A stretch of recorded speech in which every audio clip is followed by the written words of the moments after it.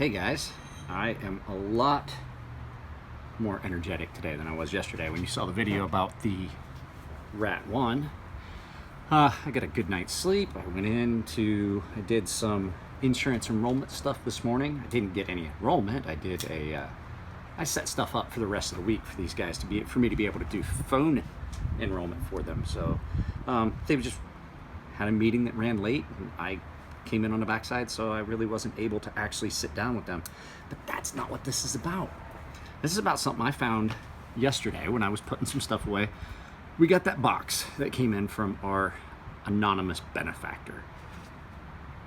And in that box, there was a bunch of folding knives, and there was a bunch that were nicer knives, and I had kind of pulled them aside, and then there was stuff in there, and I was looking at stuff, and I made room in my case that I take them back and forth, because I don't know everything about these knives, so I've been looking into them. My friend Matt is really good at helping you track down stuff about knives. But I moved some stuff around in that box last night, and I found this. And I was like, wow, it's really nice. And then I realized it's a Kizer. Kizer knives. It's another one of those Chinese companies that is really kind of hitting it out of the park. So I carried this a lot today and was playing around with it. And so this, I've done enough with it already that I'm going to be able to give you guys a fairly good review, because I've seen these before. I've sharpened them, I've played with them, and this is the Begleiter from Kizer.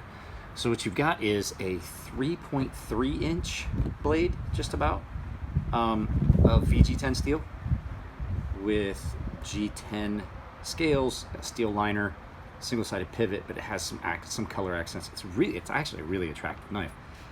This is done to the G10. It is the green G10, I should say. But it is a really nice knife, and it carries really well. It's nice and thin. It's got a thin profile. And when we look at it, when we flip the camera around, I will bring some other stuff so you can kind of look at the size perspective. Now these, I remember seeing these. These used to be like, I think like almost 90 bucks. 80, 85 bucks, something like that. I went on and looked earlier today, and these are $52. They're $52 on Blade HQ, they're $52 on Amazon. So this is another knife that falls into that realm of affordable knives that are really nice. Now, you can open it like that, or it's got good enough detent that you can thumb flip it. It does have dual thumb studs. So what you get here is a 3.3 inch VG-10 blade that is coated in gray titanium. Now I haven't done any cutting with this really. Well, I did a little, and I don't see any damage to the coating. I cut up some boxes when I was testing the coating that got put on one of the Forge Falcons. Our friend Nico hydrographic one, and we were trying to see how it's gonna hold up. So basically, you have a small gentleman's folder. That's a nice little EDC. As a matter of fact, Begleiter is, and I've got this here, Begleiter essentially means companion. It's a German translation, means companion. Yeah, that's what it is. Begleiter means companion in German. But yeah, it's nice, not too wide of a blade, nice thin profile, and it's got some angles and unique shape to the blade. It comes out nice and flat, and instead of rounding over, it's got an angle to it, which actually is kind of aesthetically pleasing. You got the Kizer mark on it. But I mean, even on this cheap knife, they've gotten some color accents here. There's some blue around the collar. This had, and I've noticed it, I've been playing with it all day. It's early evening here. And I carried this all evening last night, and then all day today, and I've been, feeling the action and stuff like that, and I have noticed the pivot has come loose a little bit. It's not that big deal. I can tighten it back down. So just something to keep in mind if you do wind up kicking one of these up. You may want to find the spot where you like the tension on the pivot, where you lose your little bit of blade play that comes up, and then just put a little bit of Loctite on that and crank it down. The action on it is really smooth. I'm thinking it runs on bearings right now, which is unusual. Thumb stud liner lock every day. I'm not seeing it here. Let me go back a page. But it looks like bearings to me. It could be washers. I'm not 100% sure. But what I am going to tell you is it's very smooth. I haven't taken it apart to even be able to tell you. But I said the thing I really like about it is it's got the dual thumb studs. It is a nice smooth action. It is a liner lock. It's a steel liner lock, but it's fairly wide liner. It's not too thin, and it's at just barely lock, you know, just starting on the lockup scale over here. It's at like maybe 20%. Pocket clip is reversible, back and forth.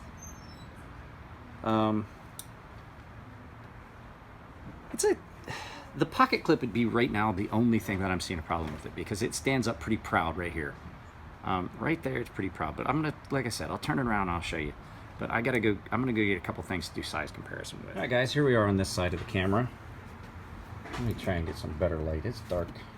It makes it dark when the sun is like that. So there we go. Here's some close-up views of this. Like I said, it's a pretty attractive knife. I'm not seeing any issues with centering on this. I did look closely at it. It is not running on bearings. It's running on washers. Hang on just a sec. The wife and kid came home. I was just trying to get that so that it wasn't so distracting. Now, I haven't sharpened this. Somebody did sharpen this already. But like I said, see how the pocket clip stands up pretty proud? That's about the only issue. Now, for size comparison, another comparative folder in size would be my Sebenza. Now you can see it's not taking up as much real estate in the pocket width-wise. Blade's not as wide, but the blade thickness is about the same.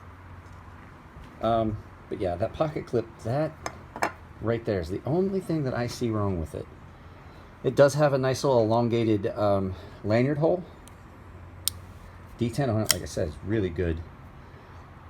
So you can see, I did some cutting. I'm not seeing a lot of wear. So the G10 isn't. A lot of times G10, if they do, sometimes they do G10. It's just too grippy. Sometimes it just tears your pockets up. This one's not too bad. But like I said, you can reverse it. It's a lot like some of the Wee knives or the Falcon, the Ferrum Forge Design Falcon, and some of the other knives that Wee is making for other people. That there's one screw for the pocket clip, and then there's another screw here that goes into the standoff, and you have to take that screw out to put the pocket clip over here. And if it's the same, one of these screws is going to be longer, and you're going to have to take that screw for once. So you'll have to take both these screws out, and then if it's the same as the other one screw is longer to account for the length of the pocket clip.